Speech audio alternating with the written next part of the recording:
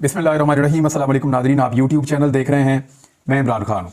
देखिए, ये तो कंफर्म हो गया नादरीन के पाकिस्तान में जो हुकूमत बनाई जा रही है वो मुस्लिम लीग नून की और MQM की हुकूमत बनाई जा रही है। ये है वफाकी हुकूमत। सिंध जो है वो पीपल्स पार्टी दोबारा लेने में कामयाब हो गई है और पंजाब में बहुत शदीद धांधली के बाद मरीम नवाज की हुकूमत बनाई जा रही है, यानी नवाज शरीफ साहब अपनी बेटी को लॉन्च करने में कामयाब हो गए। खैबर पख्तूनख्वा में तमाम तर तरीकों के बावजूद पाकिस्तान तहरीक इंसाफ को धांधली के बावजूद भी शिकस्त नहीं हो सकी और वहाँ पे हुकूमत बन रही है तहरीक इंसाफ की, जबकि बलूचिस्तान के अंदर जो हुकूमत बनने जा रही है वो पीपल्स पार्टी की हुकूमत है।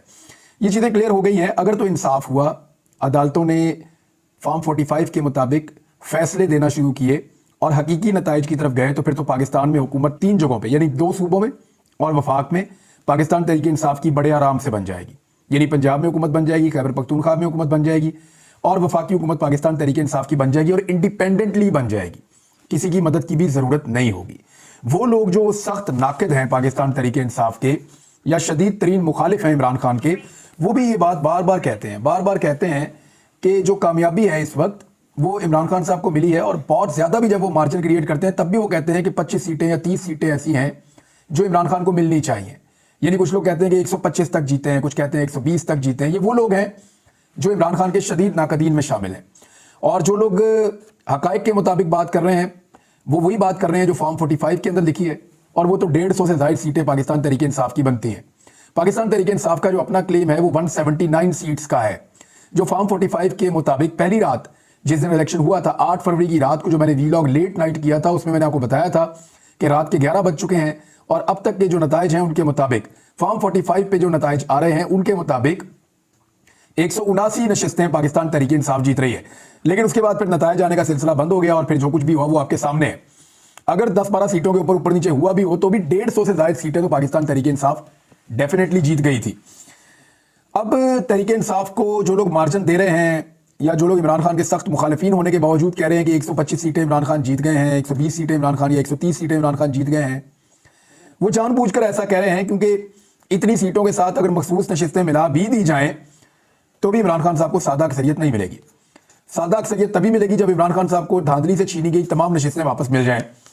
वो तो ऐसा होता हुआ फिलहाल दिखाई नहीं दे रहा। अब हम बात कर लेते हैं कि जो हुकूमत आ रही है ये कौन लोग हैं और इन्होंने पाकिस्तान के अंदर कितनी मरतबा हुकूमतें की हैं। एक तो जी मुस्लिम लीग नून है, दूसरी पीपल्स पार्टी है और एक MQM है।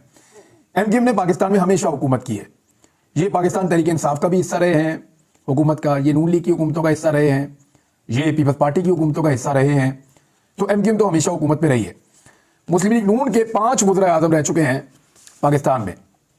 पंजाब की वज़ारत आला जो है वो हमेशा से इनके पास रही है, सवाए इमरान खान साहब के दौरे हुकूमत के 3-3.5 साल छोड़कर। हमेशा से ये पंजाब के ऊपर विराजमान रहे हैं। एक तो मुस्लिम लीग नून 5 मरतबा वज़ीर आज़म और पंजाब पे हमेशा से कंट्रोल। दूसरी पाकिस्तान पीपल्स पार्टी 4 वज़ीर आज़म इनके बन चुके हैं और सिंध के ऊपर मुकम्मल कंट्रोल इनके पास है बड़े लंबे अरसे से। तीसरा जो था वो डिक्टेटर्स थे। यानी अगर आप देखें तो लास्ट आपके डिक्टेटर गए हैं परवेज मुशर्रफ, उनसे पहले जो एक डिक्टेटर था वो जनरल ज़िया-उल-हक और फिर पीछे 2 डिक्टेटर्स और थे।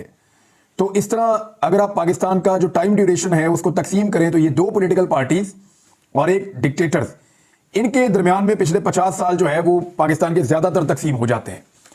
पिछले जो 50-55 साल हैं उनके अंदर यही 3 लोगों ने हुकूमत की, या नून लीग ने की, या पीपल्स पार्टी ने की, या डिक्टेटर्स ने की। अब आ रहे हैं पाकिस्तान तहरीक इंसाफ। पाकिस्तान तहरीक इंसाफ ने जो हुकूमत की है वो लगभग 3.5 साल की है और इसमें से 1.5-2 साल जो है वो कोरोना वायरस खा गया। लेकिन इसके बावजूद जो 2 साल हैं वहां लगातार तरक्की की शरह पाकिस्तान 6% के करीब करता रहा, जो पाकिस्तान का एक रिकॉर्ड है। यानी जो माशी अदादोशुमार हैं वो आलमी इदारों और सरकारी अदादोशुमार के मुताबिक इमरान खान के दौरे हुकूमत में बाकी अदवार से बहुत बेहतर रहे। और अब तो जो PDM के साथ लोग मौजूद थे या अब भी उनके साथ मौजूद हैं वो भी इस बात को एडमिट कर रहे हैं, तस्लीम कर रहे हैं कि इमरान खान के दौरे हुकूमत में ना तो मुल्क डिफॉल्ट हो रहा था और ना ही मईशत तबाह हो रही थी, बल्कि उसके बाद जो अदम इस्तेहकाम पैदा हुआ इमरान खान की हुकूमत ख़त्म होने के बाद, उसके नतीजे में मुल्क जो है उसकी मईशत गिरावट का शिकार हुई और उसका इम्पैक्ट आम आदमी के ऊपर यह पड़ा कि बहुत बड़े पैमाने पर महंगाई ने अवाम की कमर तोड़ दी। आज नाज़रीन पाकिस्तान जहाँ भी खड़ा है उसके लिए आपको अपने आप से एक सवाल पूछना है कि क्या उसके लिए ये पिछली जो हुकूमत पाकिस्तान तहरीक इंसाफ की गुजरी है 3.5 साल की, जिसमें कोरोना वायरस भी था और मईशत की सूरत हाल आप खुद जानते हैं कैसी थी, क्या ये 3.5 साल जिम्मेदार है पाकिस्तान के इस हालत में पहुंचने के लिए, या वो लोग जो पिछले 50-60 साल से इस मुल्क के हुक्मरान चले आ रहे हैं। इसमें दो बड़ी सियासी जमातें और एक डिक्टेटर्स का मैंने आपको बता दिया है। अब इस वक्त जिन मसाइल का सामना करना पड़ेगा आने वाले हुक्मरानों को, जरा उन मसाइल को हम देख लेते हैं कि वो कौन से मसाइल हैं जिनका इन्हें सामना करना पड़ेगा। यानी पीडीएम की हुकूमत है, एक तरह से ये पहले भी आ चुकी है, ये बाजू आजमाए हुए हैं। इन्होंने पाकिस्तान में किस तरह की हुक्मरानी की है वो भी हमारे सामने है। वही शहबाज शरीफ हैं, वही बिलावल हैं, वही एमक्यूएम है और वही सारा रंग होगा। उसी तरह वजीर बनेंगे, उसी तरह जो है वो बंदरबांट होगी और उसी अंदाज में ये मुल्क चलाएंगे। फर्क ये होगा कि पंजाब को पहले शहबाज शरीफ के बेटे चला रहे थे, अब नवाज शरीफ की बेटी चलाएंगी। जो बड़े बड़े इनके लिए चैलेंजेस हैं आने वाली हुकूमत के लिए, उनका मैं तस्करा करता हूं, फिर उनमें से एक के ऊपर आज हम बात करेंगे और बाकियों के ऊपर हम आने वाले वक्त में बात करते रहेंगे। एक तो यह है कि इस हुकूमत की इखलाकी हैसियत क्या होगी। यानी ये इलेक्शन हारे हुए हैं, अवाम ने इनको वोट नहीं डाला, वोट किसी और को डाला, हुकूमत किसी और की बन गई है, तो इखलाकी जवाज हुकूमत करने का क्या है, ये प्रॉब्लम इनको रहेगा जब तक ये इख्तियार में रहेंगे। दूसरा, कानूनी हैसियत, क्योंकि अदालत के अंदर ये सारे मामला गए हैं, अब कहीं ना कहीं तो इंसाफ होगा ना। ऐसा तो नहीं हो सकता कि तमाम जजेस जो हैं वो खामोशी इख्तियार कर दें। तो जहां जहां पर इंसाफ होगा वहां पे पाकिस्तान तहरीक इंसाफ को सीटें वापस मिलेंगी। ये एक बड़ा चैलेंज है जो रहेगा। सियासी इस्तेहकाम क्या ये पैदा कर पाएंगे? देखिए, सियासी इस्तेहकाम तब पैदा होता है जब लोग हुकूमत बनाए। जब हुकूमत लोगों की मंशा और मर्जी के खिलाफ बनी तो सियासी इस्तेहकाम कैसे पैदा होगा? ये आलमी इदारे भी बार बार कह रहे हैं कि मुल्क में सियासी इस्तेहकाम एक ख्वाब बन जाएगा मौजूदा इंतखाबात की सूरत हाल के बाद। जो बेचैनी अवाम के अंदर है, जो अवाम के अंदर अदम एतमाद है, क्या उसका खात्मा हो पाएगा? ये एक बहुत बड़ा चैलेंज है इस हुकूमत के लिए। लॉ एंड ऑर्डर, दहशतगर्दी के बढ़ते हुए वाकयात और जिस किस्म की सूरत हाल पाकिस्तान में लॉ एंड ऑर्डर की है, क्या उसको ये निपटा पाएंगे, ठीक कर पाएंगे? एक बड़ा चैलेंज है और सूबाई हुकूमतों के लिए ज़्यादा बड़ा चैलेंज है। पाकिस्तान ने बहुत मुश्किल हालात देखे हैं और उनमें से पाकिस्तान निकला है और अभी फिर ये चैलेंज हमारे सर पर खड़ा है। ये एक बड़ा चैलेंज होगा। महंगाई और सब्सिडीज का मामला, पाकिस्तानियों को जो है वो सब्सिडीज की ज़रूरत है, गरीब आवाम को, कमज़ोर तबकात को, लेकिन IMF के प्रोग्राम्स इसकी इजाज़त नहीं देते और महंगाई जो है वो बढ़ती चली जा रही है। इस पर आप बात कर देते हैं कि मईशत की बहाली कैसे हो सकती है पाकिस्तान के अंदर। पाकिस्तान की हुकूमत को जो सबसे बड़ा चैलेंज है वो मईशत की बहाली का है और इसमें जो सबसे बड़ा चैलेंज है वो ये है कि कर्जों की अदायगी, यानी पाकिस्तान ने कर्जे वापस कैसे करने हैं, ये है सबसे बड़ा सवाल। पाकिस्तान ने इस वक्त जो कर्जे अदा करने हैं ना दुनिया के, और इंटरनल और एक्सटर्नल, यानी अंदरूनी कर्जे और बैरूनी कर्जे। कुछ कर्जे ऐसे होते हैं जो पाकिस्तान अंदरूनी बैंकों से लेता है, कुछ ऐसे होते हैं जो बैरूनी दुनिया से लेता है। तो वो जितने कर्जे लेके पाकिस्तान ने हुकूमत चलाई है या कारोबारी हुकूमत चलाया है, उन कर्जों को वापस भी तो करना है ना। तो अब वापस करने से पहले आपको देखना पड़ेगा कि पाकिस्तान के ऊपर टोटल कितना कर्ज वाजिबुल अदा है। ये फिगर्स मैं आपके सामने रखने वाला हूं। कर्जों पर जो सूद की अदायगी है ना, सिर्फ वो GDP के लिहाज से इस वक्त मुल्क की बुलंद तरीन सतह पे है। GDP कहते हैं नाज़रीन एक मुल्क पूरे साल में जो कुछ भी पैदा करता है, चाहे वो सर्विसेज है, चाहे वो प्रोडक्शन है, चाहे वो कोई चीज पैदा करता है, चाहे वो पैदावार है, खेत है, फसल है, जो कुछ भी वो पैदा करता है एक साल के अंदर, मुल्क जो टोटल इनकम होती है, जो कुछ भी वो प्रोड्यूस करता है, उसको GDP कहते हैं। अब जो GDP के लिहाज से कर्जों की अदायगी है, उसके ऊपर जो सूद पड़ रहा है पाकिस्तान को, उसकी अदायगी इस वक्त बुलंद तरीन सतह पे है। इतनी बुलंद माजी में कभी नहीं थी।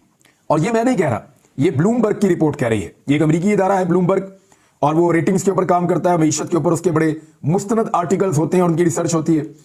वो ये कह रहा है कि पाकिस्तान के अंदर जो सियासी अदम इस्तेहकाम है, उसके खदशात मौजूदा इंतखाबात के बाद काफी बढ़ गए हैं और इससे मुल्की मईशत मुतासिर हो जाएगी। और अगर मुल्की मईशत मुतासिर हुई मजीद तो फिर पाकिस्तान कर्जे वापस नहीं कर पाएगा। 31 दिसंबर 2023 तक जो स्टेट बैंक ऑफ पाकिस्तान की तफसीलात हैं वो क्या बताती हैं कर्जों के बारे में? वो ये बताती हैं कि 65,199 अरब रुपए का अंदरूनी और बैरूनी कर्जा पाकिस्तान ने देना है। 65,199 अरब रुपए का कर्जा पाकिस्तान ने देना है। गुज़िश्ता जो साल गुजरा है पाकिस्तान का, इसमें जो पाकिस्तान ने कर्ज हासिल किया है वो 14,000 अरब रुपए का है। यह 27% बनता है टोटल कर्ज का। यानी एक साल के अंदर पाकिस्तान ने जो कर्ज हासिल किया वो 14,000 अरब रुपए है। ये 2023 की मैं आपको बात बता रहा हूं, ब्लूमबर्ग की रिपोर्ट है। पाकिस्तान का जो अंदरूनी कर्जा है, जो अंदरूनी बैंकों से हमने लिया हुआ है, पाकिस्तान की इंटरनली जो सिस्टम है उसमें से जो पैसा हमने निकाला हुआ है, अंदरूनी कर्जा 42,588 अरब रुपए है। 42,588 अरब रुपए है। और बैरूनी कर्जा 22,601 अरब रुपए है। अगर डॉलरों में आप इसको देखें तो पाकिस्तान के ऊपर जो टोटल कर्जा बनता है वो 131 अरब डॉलर्स बनता है।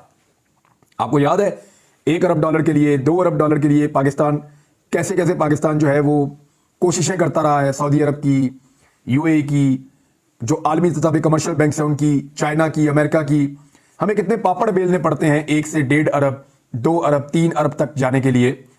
इतना कर्जा हासिल करने के लिए हमें कितने पापड़ बेलने पड़ते हैं। तो टोटल कर्जा जो पाकिस्तान का पूरा हुजम है वो डॉलरों के अंदर 131 अरब डॉलर्स है। पाकिस्तान को 30 जून 2024 तक 10 अरब डॉलर का कर्जा वापस करना है। अब आप फर्ज कर लीजिए कि इसमें आधा पैसा रोल ओवर हो जाए, यानी आधा तो फिर भी आपको वापस करना पड़ेगा। तो 5 अरब डॉलर तो पाकिस्तान को डेफिनेटली वापस करना पड़ेगा जून 2024 के इख्तिताम तक, यानी जून के आखिर तक इस साल 5 अरब डॉलर कम से कम पाकिस्तान को वापस करना पड़ेगा, वरना पाकिस्तान को 10 अरब डॉलर वापस करने हैं। 5 अरब डॉलर का आप अंदाजा कर लीजिए अगर वो रोल ओवर हो जाए तो। अब आप आ जाए, पाकिस्तान ये पैसा वापस कहां से करेगा।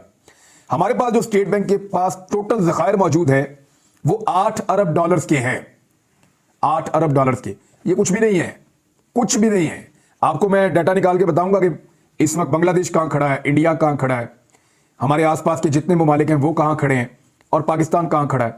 8 अरब डॉलर के टोटल हमारे पास ज़र मुबादला के ज़खायर हैं पाकिस्तान में। ये बहुत कम पैसा है। 5 अरब डॉलर अगर आप दे भी देंगे कर्जे की वापसी, फिर आप टैक्स कलेक्शन भी करते रहेंगे, तो दरामदार जो चीजें पाकिस्तान बाहर से मंगवाता है, पाकिस्तान का इन्हिसार दुनिया भर से चीजें मंगाने के ऊपर है, तो जो चीजें हम बाहर से मंगाते हैं उनका पैसा भी तो देना है, तो उसके लिए भी आपको अदायगियां करनी होंगी, वो पैसे भी आपको चाहिए।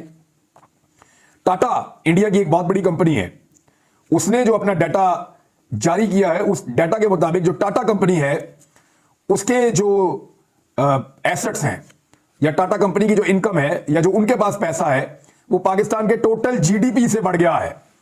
यानी पूरा पाकिस्तान मिलकर, ये 24 करोड़ का मुल्क है, ये सब पाकिस्तान मिलकर इतना नहीं कमा पाता जितनी अकेली टाटा कंपनी जो है वो पैसा प्रोड्यूस कर रही है। ये जी पाकिस्तान की सूरत हो गई है। अब क्या ये सारी सूरत 3-3.5 साल में इमरान खान ने की है, जिसके 2 साल कोरोना वायरस खा गया। देखिए, अगर जिम्मेदार हैं तो वही लोग हैं ना जो यहां पे हुकूमतों में रहे, या तो वो डिक्टेटर्स हैं जो रहे हुकूमतों में, या फिर वो पॉलिटिकल पार्टीज हैं जो रही हुकूमतों में। तो यहां पे तो पीपल्स पार्टी, पीएमएल-एन और डिक्टेटर्स, ये 3 ही नाम आते हैं, और एक चौथा नाम आता है एमक्यूएम का, जो हर हुकूमत का हिस्सा रहती है, यानी कुछ ना कुछ करके वो कुछ सीटें जीतकर हर हुकूमत के अंदर अपना हिस्सा बना लेती है। अब पाकिस्तान पीपल्स पार्टी और पीएमएल-एन, अगर दोनों का आप मंशूर पढ़ें और उसको आप देखें तो उन दोनों के मंशूर में कर्जों के मसले को हल करने के लिए कोई भी पायेदार तजावीज मौजूद नहीं है। यानी इन दोनों ने कर्जों के मसले के हल की तरफ ज्यादा तवज्जो नहीं दी। अब कर्जे वापस कैसे करने हैं और पाकिस्तान के सिस्टम को कैसे चलाना है, यह एक सबसे बड़ा चैलेंज होगा आने वाले दिनों में इस हुकूमत के लिए। जब कर्जे आपके बढ़ जाते हैं ना तो उसका नुकसान क्या होता है, पहले ये देख लें कि आम आदमी को उसका क्या नुकसान है। नंबर 1, कर्जे बढ़ेंगे, आपने कर्जे वापस करने हैं या आपने मुल्क में तरक्याती काम करने हैं। आप करते ही हैं कि तरक्याती कामों को ब्रेक लगाते हैं और आप कर्जे वापस करते हैं। जब आप तरक्याती कामों को ब्रेक लगाते हैं तो आपके मुल्क के अंदर बेरोजगारी के अंदर इजाफा होता है, आबादी बढ़ रही है और बेरोजगारी में इजाफा हो रहा है। फिर रुपए की कदर भी कम होती है, रुपए की कदर कम होने से महंगाई भी बढ़ती है और इससे एक ओवरऑल इंपैक्ट आता है बहुत बड़ा मुल्क के अंदर, जिससे आम आदमी मुतासिर हो जाता है। देखिए, इस वक्त पाकिस्तान में जो महंगाई की शरह है, इमरान खान के दौरे में 12%, 11%, 13% मैक्सिमम महंगाई ये थी, और उस वक्त ये समझा जाता था कि महंगाई जो है वो बहुत ज्यादा उरूज पर है, इसे कम होना चाहिए। तो अभी भी शहबाज शरीफ साहब के दौरे हुकूमत में जो महंगाई थी वो पहुंच गई थी 40% के करीब, और अभी भी 28% से ज्यादा है। इस वक्त भी पाकिस्तान में जो महंगाई है वो 28% से ज्यादा है। तो आने वाली हुकूमत के लिए सबसे बड़ा चैलेंज जो है वो मईशत है। देखें, इमरान खान की सीटें तो छीन ली गई, लेकिन वो अपोजिशन में एक बहुत ताकतवर पोजीशन के साथ आकर बैठने वाले हैं, और इस हुकूमत के लिए बहुत बड़े बड़े मुश्किलात हैं। जो कांटे इन्होंने बोए हैं वो फसल इन्हें खुद कांटों की काटनी पड़ेगी। जो कुछ भी इस मुल्क की मईशत के साथ पीपल्स पार्टी, पीएमएल-एन और एमक्यूएम और दीगर जमातों ने मिलकर किया, उसका खुमियाजा अब इन्हीं जमातों को भुगतना पड़ेगा। अब अवाम जाने और ये जमातें जाने। मैं डाटा आपके साथ शेयर करता रहूंगा, चीजें हम आपको बताते रहेंगे। पाकिस्तान का भला होगा वो भी आपको बताएंगे, और अगर कोई गलत फैसला होगा तो वो भी आपको बताएंगे।